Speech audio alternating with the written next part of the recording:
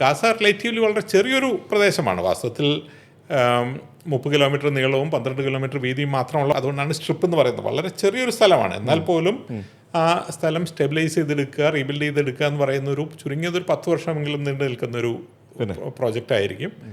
പക്ഷേ ലോകത്തിൻ്റെ സമാധാനത്തിന് ഗാസ എന്ന് പറയുന്ന അവിടെ മാത്രം നിൽക്കുന്നൊരു വിഷയമല്ലല്ലോ.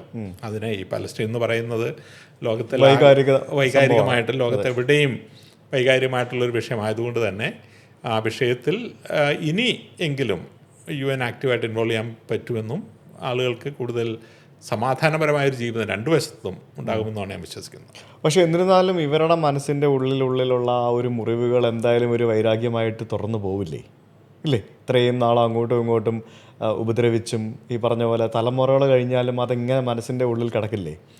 ഇത് ഈ യുദ്ധങ്ങളുടെ ഒരു രീതിയാണ്. ഇപ്പം ഞാൻ യുദ്ധത്തിലും ദുരന്തത്തിലും കൈകാര്യം ചെയ്യുന്ന ആളാണല്ലോ.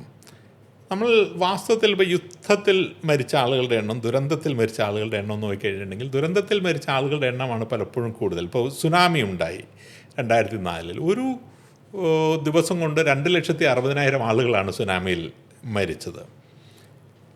പക്ഷേ ഒരു 10 വർഷം കഴിയുമ്പോൾ അതിൻ്റെ മെമ്മറി സൊസൈറ്റിയുടെ മനസ്സിൽ നിന്ന് കംപ്ലീറ്റ് അങ്ങ് പോകും. ജീവിതം പഴയതുപോലെ തന്നെ അങ്ങ് ആയി മാറും. പക്ഷേ ഒരു 2,000 ആളുകൾ എങ്കിലും മരിച്ച ഒരു യുദ്ധമാണ് ഉണ്ടായിട്ടുണ്ടെങ്കിൽ അത് സൊസൈറ്റിയുടെ മെമ്മറിയിൽ നിന്ന് പോകില്ല. അപ്പോൾ നമ്മളുടെ തന്നെ ചരിത്രം എടുത്തു കഴിഞ്ഞിട്ടുണ്ടെങ്കിൽ നമ്മൾ ഒന്നാം പാനിപ്പട്ട് യുദ്ധം, രണ്ടാം പാനിപ്പട്ട് യുദ്ധം, കുളച്ചൽ യുദ്ധം, പ്ലാസി യുദ്ധം എന്നൊക്കെ പറഞ്ഞുള്ള എല്ലാ യുദ്ധങ്ങളും നമ്മളുടെ ചരിത്രത്തിലുണ്ട്, നമ്മളുടെ മെമ്മറിയിലുണ്ട്. കാശ്മീരിലെ യുദ്ധം, ചൈനയിലെ യുദ്ധം, ഇതെല്ലാം നമ്മുടെ സൈക്കിൽ ഇങ്ങനെ കിടക്കുകയാണ്. അതേസമയം ആ കാലഘട്ടത്തിലുണ്ടായ എത്രയോ ദുരന്തങ്ങൾ, പുൽവാമ അറ്റാക്ക് വരെ നമ്മുടെ മനസ്സിൽ ഇപ്പോഴും നമ്മളിങ്ങനെ കിടക്കുകയാണ്. അതിൻ്റെ പേരും പറഞ്ഞുകൊണ്ടല്ലേ ഇപ്പം അങ്ങോട്ടും ഇങ്ങോട്ടും ഓരോ കാര്യങ്ങളും നമ്മൾ ചെയ്യുന്നത്. അത് ക്രിക്കറ്റ് മാച്ചിനെ അഫക്റ്റ് ചെയ്യുന്നു, മറ്റുള്ളതിനെ അഫക്റ്റ് ചെയ്യുന്നു.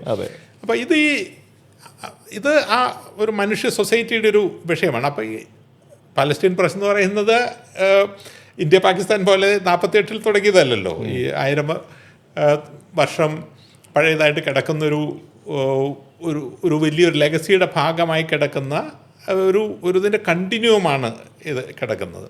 അപ്പം അതുകൊണ്ട് തന്നെ അത് ഒന്ന് അഡ്ജസ്റ്റ് ചെയ്ത് വരുമ്പോഴത്തേക്കും പുതിയൊരു വിഷയം ഉണ്ടാകുന്നു. അത് അടുത്ത 2 തലമുറയിൽ നിലനിൽക്കുന്ന തരത്തിൽ കണ്ടിന്യൂ ചെയ്യുന്നു.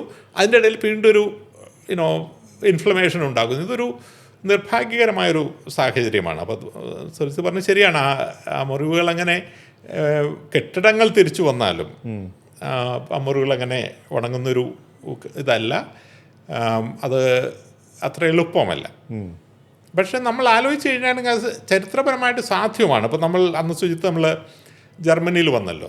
അപ്പോൾ ജർമ്മനിയും അതിൻ്റെ ചുറ്റുമുള്ള രാജ്യങ്ങൾ നോക്കിക്കഴിഞ്ഞിട്ടുണ്ടെങ്കിൽ അവരെത്രമാത്രം എത്രമാത്രം യുദ്ധം ചെയ്ത് എത്രമാത്രം ആളുകളെ കൂട്ടക്കൊല ചെയ്ത സ്ഥലങ്ങളാണ്. ഇപ്പോൾ ഒരു രാജ്യവും മറ്റൊരു രാജ്യവും നമ്മൾ കണ്ടാൽ തിരിച്ചറിയാൻ പറ്റാത്ത തരത്തിൽ അതിർത്തികൾ ആൾക്കും എങ്ങോട്ടും നടന്നു പോകാൻ പറ്റുന്ന തരത്തിലാകാനായിട്ട് പറ്റും.